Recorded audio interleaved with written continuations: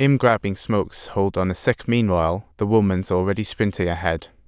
Her steps were picking up speed, almost to take off, and the moment the guy stepped into the store, he sensed trouble. In a panic, he turned to run, pulled out the squad's gun, and dashed towards the woman he loved. However, when the woman saw him running towards her, she cruelly moved aside to avoid him, and then the ashes of Team Leader 1 were brought up, with only a tiny bit remaining. Scattered remains were lost forever, just like Ol Jang said they could be anywhere.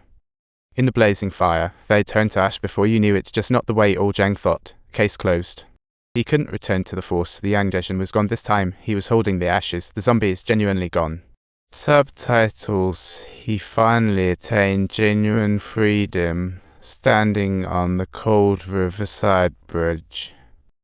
He tightly held the woman in his arms, while the police back in the store had grown impatient, and Ol Jang walked into the shop once again.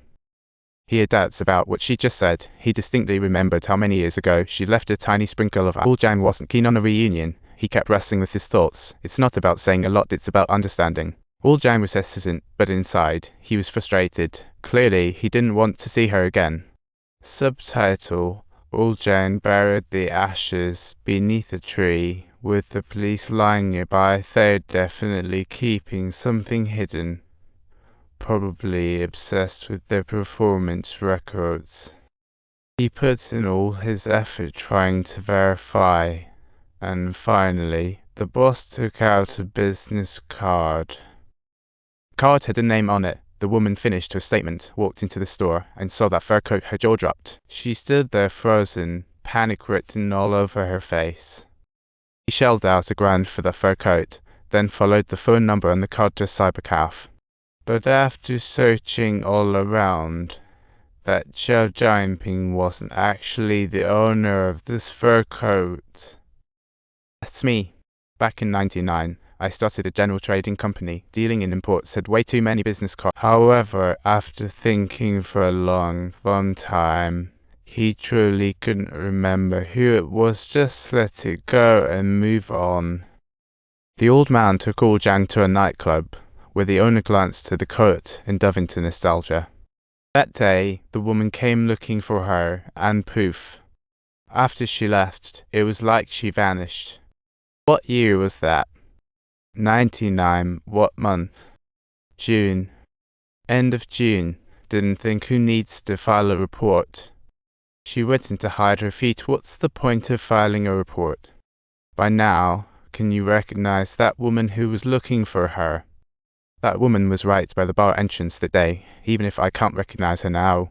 I could surely smell the bar's vibe. It was right here then. Of course, still cold daytime diva. Madam laughed like a maniac in the bathtub, as if remembering something epic, then burst into tears out of nowhere. Ol Jang had a hunch, staring blankly at the plaque, pondering what the owner had just said. The sweet and sour memories never fade. Nothing changes that. He knew Ol Jang would come looking for him. She dressed up glamorously today, totally different from yesterday's coldness. Seemed like she was making the first move tonight. Wanted to check it out. The Ferris wheels lighting up the night. They hadn't talked in ages, and Ol Jang. She smiled shyly, knowing full well, whether there's a show or not, the ladies will come anyway. The woman followed her finger's direction, the sun flickering. When Ol Jang stood up, she leaped straight into his arms. Subtitles. Her gaze was resolute, as if she had come to a certain decision. Ol Jang opened his mouth to inquire, but she pretended to be clueless. The woman surrendered under the neon lights, hoping Ol Jang would treasure the daytime spark, serving a steaming hot breakfast. The two enjoyed a lovely meal, like true lovers. No words needed to see you tonight. Stop it. Ol Jang didn't decline. The woman felt the sweet relief inside. But the look in Ol Jang's eyes held a struggle that was hard to decipher. Before nightfall, he showed up with the cops. Ol Jang handed over his evidence, hoping the boss was a talent scout to get him back on the force, but that fur coat's owner. You remember it, don't you? The police dug up the ashes under the tree, collecting all the evidence from Ol Jang, and facing the proof. Even Gu Jiazhen confessed everything. I admired those clothes. and I went to the motel with him once was not enough. Was Jan Jijan involved? Nope. Had sacrificed a lifetime for me, had even be a walking corpse. I was the one who betrayed him, and during the victory celebration, everyone was all smiles. Oljang, the star of the show, was asked to toast, yet he couldn't return to the force as a sergeant. He couldn't fulfill his dream either. His heart was a mix of emotions, filled with melancholy.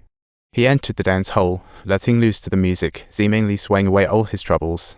Prior to the police bringing the woman to identify the crime scene, he ascended the tall building, basking himself in the radiant sunlight and being illuminated by the fireworks set off by Wu Zhizhen. This was him cherishing the past. Want to know what happens next? Don't forget to subscribe to our channel.